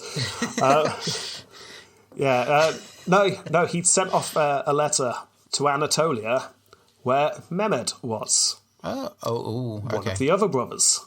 Yes, he's the one that strangled Isa, wasn't he? Yes, absolutely right. Why don't you come and defeat your brother Musa? He's right here. Manuel. Big open field. It's great. Yeah. I'll help you, and then you can be in charge of the Ottomans. Mehmed wrote back saying, I'm listening. So he was invited to the capital. Even though through the siege. Well, they had the sea open because they prepared this time. So, yeah, he was able to go into the capital. Mehmed was entertained for 3 days. For 3 days, he was told how he couldn't lose. He was really pepped up. And after those 3 days, apparently... Did he just storm out the thing on his own? Pretty much, yeah. Naked with 2 swords. After 3 days of drinking and drugs. When I first read this, I assumed he went back after agreeing to fight his brother and prepared. But no, apparently, after 3 days, he left the city with 15,000 men, who I can only assume were lent to him. And yes, I'd like to think with 2 swords in hand, shirtless, just screaming. Yeah, he lost. Yeah. Arrow through the nipple. No. Or if he did, he had tough nipples and it bounced off. He managed to escape. He was not killed. Soon enough, Manuel was encouraging him to link up with the Serbians and then attack his brother again. Okay, that didn't work. But there's some Serbians who don't like your brother. I've already given you 15,000 men. But yeah, come on, you can do this. So, more pep talks. This time will definitely work. Yeah, lots more pep talks.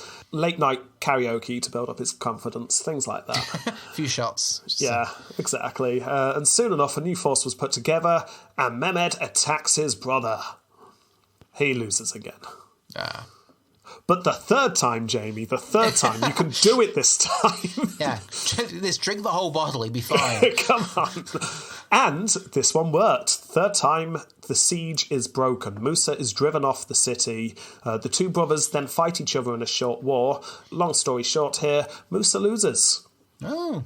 And, as is becoming traditional with his family, Mehmed had him strangled. Hey, yes. Brilliant. So there we go. Mehmed is now the Sultan. I wouldn't have predicted him. No. He was appreciative of Manuel's support, and once he had won this war and became Sultan, he sent word to Manuel. He said to the messengers, quote, "Go and say to the Emperor of the Romans that I shall be his subject, as son to a father. For he will find me neither unaware or ungrateful. Let him order me to do his bidding, and I shall with the greatest of pleasure execute his wishes like a servant." That's very kind. Very kind. Essentially saying, yeah, I'll be a vassal state to the Romans. This is looking really good. Manuel is playing the Ottoman princes off each other, and he is getting results. Almost like what they did to him originally. Oh, the tables have turned so much. Yeah. This is the opposite of how he came to power. Do you think they did a symbolic table turning in the palace? I think everyone grab one corner. So it's a circle. Well, grab an edge. I think Manuel just leaned back in his chair, put his feet up on the table, and then just gave his heel a quick flick, and the table just spun. I think that's how it worked. Yes. And then he just held a match to the spinning table, match lit, cigarette. Yeah. Manuel is aging by this point, so his... He's still, but in a really cool way. Oh, in a really cool Silver Fox kind of way. That moustache is... It's a silver moustache now, but it's just as cool. Yeah. His flamenco guitar's looking a little bit worse for wear, but like Trigger. Like Trigger. If you're a guitar fan and you're hearing this, you know what I mean. Okay, you know fair enough. Don't tell Rob. Don't tell Rob. But yeah, he just plucks away on his guitar whilst everything falls into place. Excellent. So he carries on ruling for a bit. Peace descends, or as close to as possible, for a while. He works on fortifying areas. He goes on a tour of his land. The wall that was planned before is built at this point. His son, John VIII, is now old enough to be left in charge of the capital, so he is left in charge of the capital. Meanwhile, by the way, Bayezid's final son, Mustafa, who, like I say, may not have been a son, he claimed he was a son, but he certainly wasn't a close family member. He was a long-lost son. Anyway, he suddenly pops up. "I'm the son of Bayezid," he said. "I'm the true Sultan." And after a series of events that we don't have time to get into, he was captured in Thessalonica. So the Romans have him. So Manuel has 2 options. He either hands Mustafa over to Mehmed, or he keeps Mustafa as a prisoner just in case. What's he going to do? Keep him just in case. And that's exactly what he does. He writes to Mehmed and says, "I'm not going to give him to you, but I'll keep him under lock and key. Don't worry, he cannot harm your sultanship. You are still sultan." So this is Manuel just letting Mehmed know who's actually in charge here. Yeah. And just having a spare sultan in the back pocket. That's useful, isn't it? Yeah, it's quite handy, yeah. Yeah. Do you think he'll forget? And it's like finding a £5 note. It's like, oh, didn't realize I had this. Brilliant. Let's spend this now. Excellent. Quick, wake him up. Oh, no, we really did forget about him, didn't we? Oh, dear. Oh, he's gone all Give him gooey. a drink. Give him a drink. Yeah, as you can imagine, Mehmed wasn't best pleased about this, but it does seem like the two men actually got on well enough, personally, and no lasting damage was done. So, there you go. This is just Manuel showing up some political capital here. Yeah. Right, by this point, Manuel's getting old, like I say. He was passing more and more of the Empire's dealings to his son, John VIII. John gets married and is crowned co-emperor formally, and Manuel starts to step back from his duties. Because of this, we start to see a rift in the policies towards the Ottomans, however. Manuel trusted Mehmed to keep the peace. His son John did not. The more John took over, the more harsh the Empire were with the Ottomans. At one point, Mehmed asked to pass through the capital, whilst he was passing from Anatolia into Europe lands. And Manuel gave him permission. Yeah, of course you can come through. John, however, went to his father and went, "This is the perfect opportunity to ambush him. Could ambush him, and then we would have the Ottoman Sultan in our power." Manuel looked at his son and just went, no, we have made a pact of truce between our empires. It's working. Let's not rock the boat. So he refused to listen, and Mehmed passed through the capital unharmed. However, shortly after, Mehmed died very suddenly. It's not clear how. His aides keep it hidden for a while because they don't want anyone to know in the outside world, but it's either a hunting accident or poison. But it's suspicious, whatever it is. Yeah. The fact it was a hunting accident, he had 18 arrows in his back whilst carrying a glass of poison juice. News reaches Constantinople. We can only guess Manuel's reaction to this, and whether he blamed his son, we just don't know.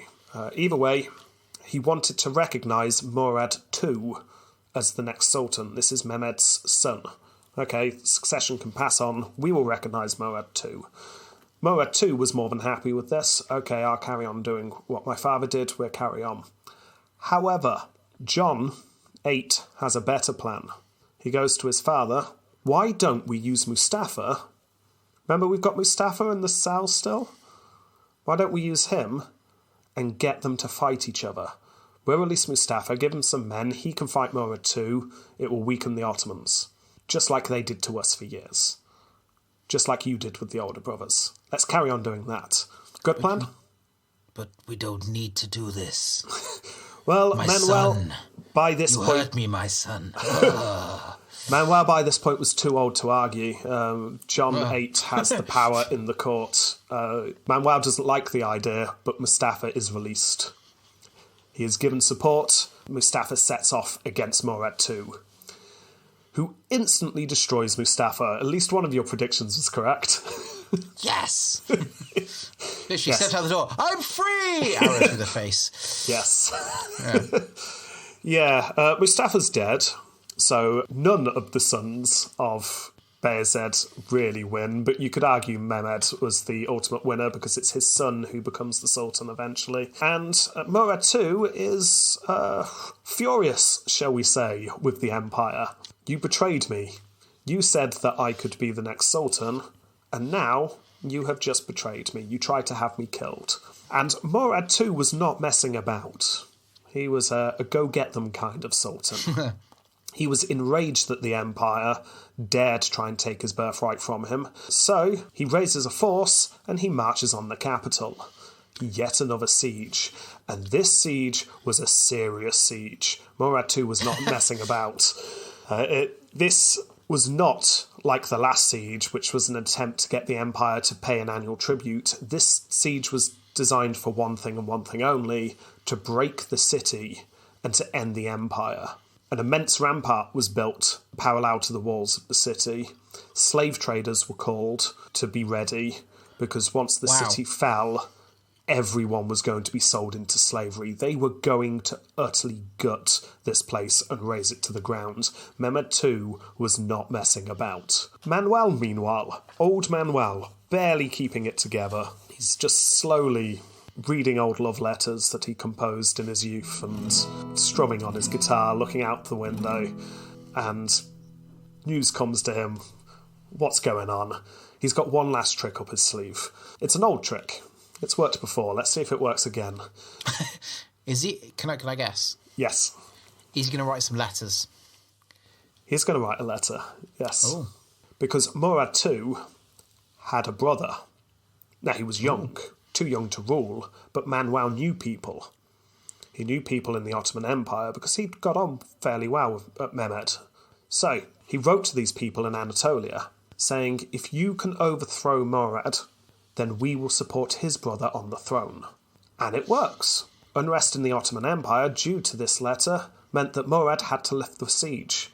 But that was the only good news, because Murad soon got a handle on things, and then decided rather than try to crack the capital again immediately, before he does that, because, he is going to do that, Murad wants to destroy Constantinople. But first, he says, let's take everything from them. Oh, not Thessalonica. Things then happen. But by this point, it's roughly about this time that Manuel suffers a stroke. He is paralysed, but his mind still works. For the next 3 years, he's still emperor, but his son is doing the real ruling. So we'll cover what happens in John 8's episode.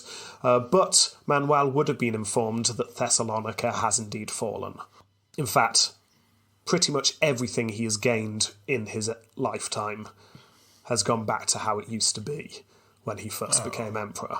And there's a very angry Ottoman Sultan about to knock down the gates of Constantinople. And then, in 1425, he was monked a few days before succumbing to an illness and dies. And that is the end of Manuel II. That was a good episode. I enjoyed that. Very interesting narrative. Yeah, we're going out on a bit more of a, I don't know, it's still falling apart, but in a different way to the West fell apart. Yeah, that was just like a slow whimper that That went was on puppet for about emperor after 100 puppet years. emperor being rubbish, whereas, yeah. You can see so much potential. There's savvy, there's politics, there's a bit of fighting, but, Yeah. Well, talking of which, let's rate him, shall we? Fightius Maximus. Okay, I mean, he didn't personally do really anything in the way of fighting as emperor, but don't forget, let's look back at the start of the episode. He was involved in fighting in his youth. He fought for Murad and for Bayezid when he was young, because he was forced to, but he was doing fighting.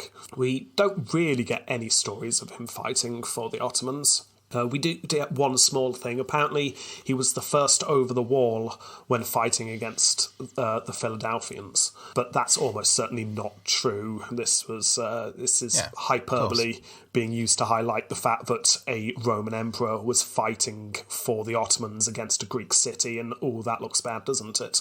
He probably picked up his sword for the first time after like the 4th or 5th day of fighting. Probably, yeah. He's a lover, not a fighter. That's what he is. What else did he do, though? He did get Ceres back for the Empire. Remember? Yes. After he'd freed his dad, he came back, realised that Ceres, the Serbians didn't hold it very strongly, so he managed to get Ceres back. That's good. So he did some fighting there. He was in no fewer than 4 separate sieges in his life. Yeah. Yes, some of them lasting years. The first one, Thessalonica, he had to flee. Didn't do too good there. The second one, he left to get help. If you were unkind, you could say he fled again. But the last 2, he used political manoeuvring to get out of them, and that was actually pretty good. So some political fighting there. And politically, he just refused to give up. So he just kept trying to get support to fight. Most of his rule was just trying to get support to fight the Ottomans. He did not bow down to the Ottomans like his father did. He fought his whole life, just not giving up. So it's mixed bag, no massive stories. I don't think we can go into high points, but he certainly deserves some. I think so. I'd give him a there's so much political fighting. I'd give him a healthy 5, I think. I can't decide between 4 and 5. I'm going to go 5. Okay, I'll match you then. You're going to match? 10. 10. Approvium Crasium. Okay, we get a lot of detail on Manuel compared to other emperors around this time. And you've got to say, he seems like a very sensible guy. Yeah. really does. We've had a run of sensible rulers for a while. We've not had much in the way of crazy, have we? No. But Manuel does very little opprobrium. We've had opprobrium recently. We've had fathers blinding sons. We've had sons cooing against fathers. Manuel doesn't really do any of that. His father outlaws him, but Manuel was doing the sensible thing. It's like, I'm behind him. He was trying to defend his city. Yeah. So there's not really any opprobrium either, unless you can think of something in that story that I've missed. No. No. He just seemed like somebody trying to do his best for I can't say empire, city. He seems like a competent ruler. Yes. Yeah, who's very sensible. Even on his deathbed, he is said to have told an advisor that his son wants to be a great emperor, but what he needs to be is a good manager. He's just a sensible person. Yeah. He's not crazy. I don't think he can get any points in this round at all. No, which is a shame. No, it's a shame, but... So that is 0. Success ultimate. Okay, how do we judge this? The Empire, on his death, is pretty much in the exact same state as when he came to the throne. But I would argue that in itself is remarkable when you look at how long he ruled. That's a good point. When he came to power, he was clearly a puppet emperor to a sultan who was about to take over. Who's being ordered to go and visit? Yeah, he was being ordered around. He was a puppet emperor. He was one of 2 potential puppet emperors. It's that he had no power whatsoever. And yet, he outlasted that sultan. He set the sultan's sons against each other for long enough for the empire to keep going for quite some time. The Roman Empire definitely would have fallen if it wasn't for his abilities. Definitely. Yeah. You get the feeling if John VII had become the next emperor instead of Manuel, that's it. That would have been our last episode. But Manuel keeps everything together. Yeah, he's the spider legs hanging on while the hot water's pouring on his head. That's what he is. And yes, the Empire got very lucky with Bayezid being destroyed by Timur. But Manuel took advantage of that. You could criticise him for abandoning the Empire and just going off to the west when the city was being sieged, but you could argue he had no other option. He needed help from somewhere, and he needed to do something, so he tried it. He didn't succeed in getting help from the west, and he spent most of his life trying to do it. So could you say he failed there? But could he have done more? I mean, he went and lived over there for a while. He went from country to country asking for help. He then went back to Constantinople and asked for more help.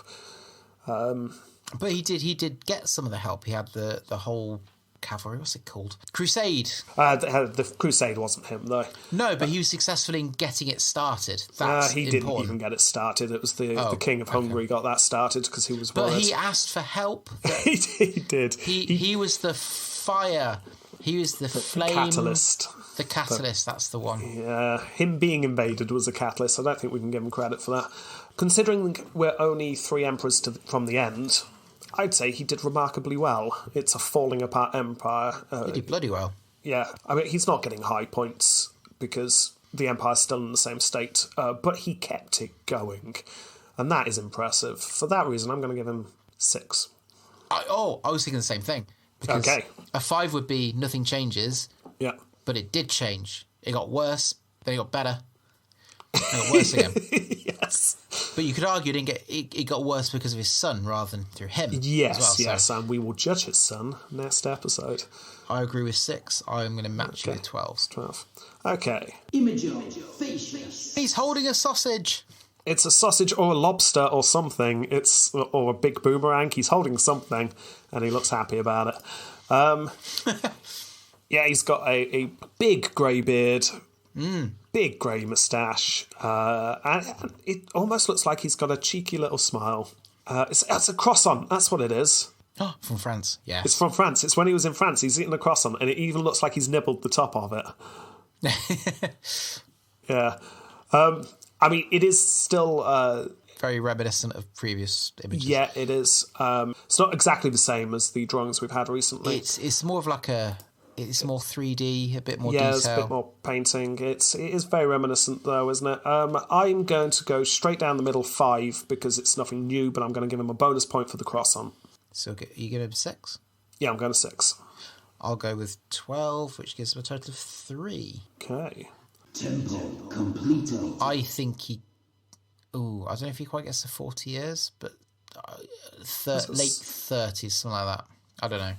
From 1391 to 1425.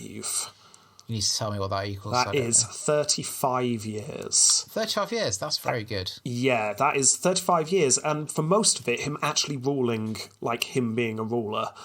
This is very impressive. For At this point, yes. At this point, hugely impressive. That gives him a score 4.25 for this round, which gives him a total, if I've added this up correct, Jamie, of 29.25. That's what I got. 29.25, not quite in the 30s club.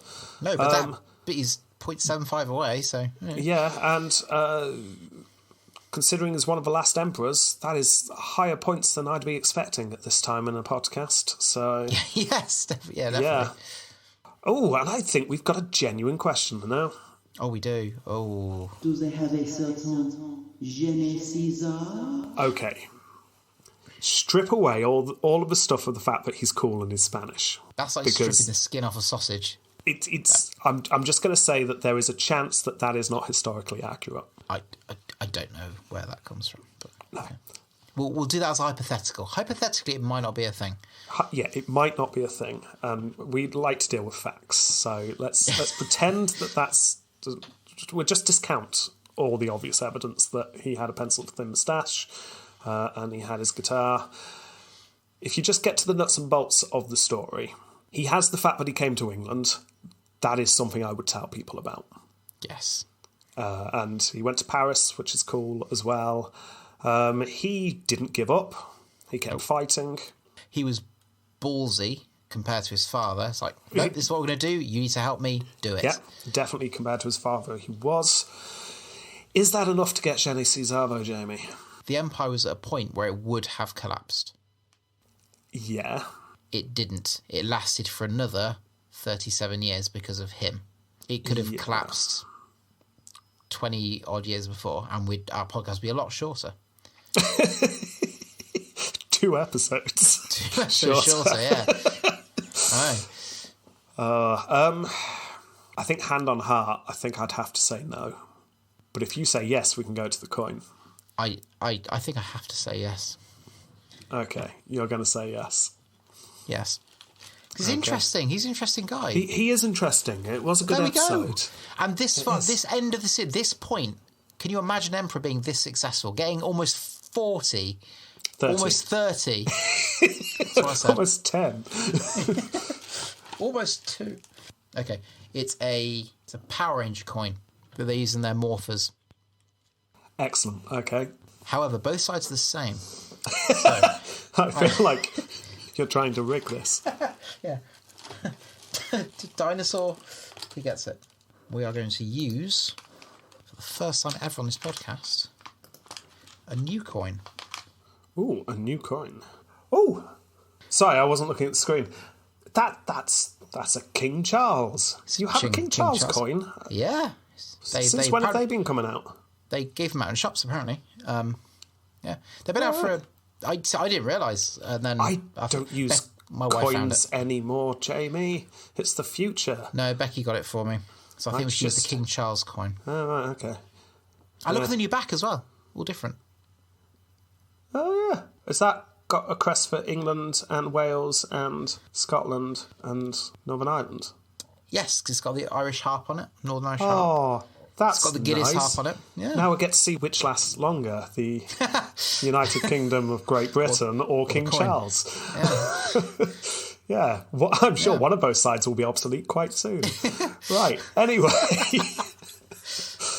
Dark. Yeah, oh, right, okay then. So Manuel gets... Heads, because he's the head. Okay, emperor. if it's King Charlie, then he's got it. Okay. And we flick. That was the sound of the coin flicking. we are. Burns the camera so Rob can see at the same time. Did you see it? Yes, I did see it. You did see it. I can't lie then. It was heads! It was heads, yes. So, Jupiter has spoken, Manuel. You get Gene Caesar. Which, I mean, in my hearts of hearts, I'm happy about, because obviously Manuel being as cool as we say he is definitely true, and therefore he definitely deserves it. Yeah, well, I mean, you got to go with the facts, right? Yeah, exactly. So that is a yes for Gene Caesar. Possibly the last one we give out, but then, I mean, how do you not give it to the very last emperor? So, yeah. That's true. So, Jamie, all we've got is Manuel's 2 sons left, John 8 and Constantine 11. Ooh. That is it. So close to the end. I never thought we would get to this, I'll be honest. It's crazy, isn't it? Absolutely crazy. Right, okay then. Well, thank you very much for listening, everyone. And I'd just like to give a well done to Rob as well, because at the moment you're inflicted with coronavirus. Yes, I'm not actually well at the moment. I'll have to edit out the coughs and stuff. So, And they kill me now! yeah, and the slurping of the lemon sip. But I got through the episode. Yeah, I did. It was good. Yeah. Right, okay then. Well, thank you very much for listening, everyone. And thanks for downloading some Podbean, iTunes, Stitcher, Amazon, and wherever you download us from. Only 2 left, Jamie. Only 2 left. Hold it Goodbye. together, man. Hold it together. Goodbye. Goodbye.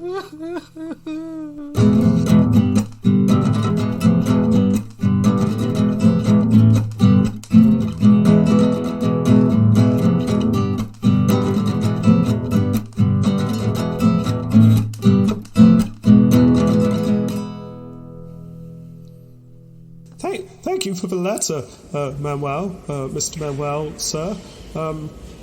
Thank you for inviting me, but I just don't think I could defeat Musa. He's outside, he's sieging the city, he looks tough, and I'm just the younger brother, and I don't think I could go against him, sir. I'm really sorry. And that is why you fail.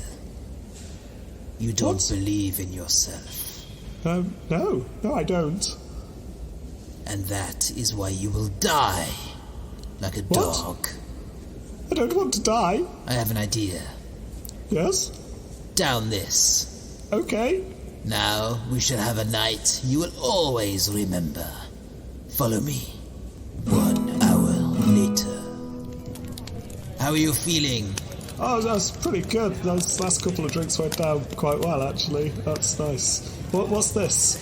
I don't know how to translate it to your native tongue, but in my country, back home, we call this darts. Oh, right, it's a lot of fun, isn't it? Look, almost hit the board that time. Anyway, what was it you said about my brother Musa? 2 hours later. And that is the end of what we call in my country a funny story.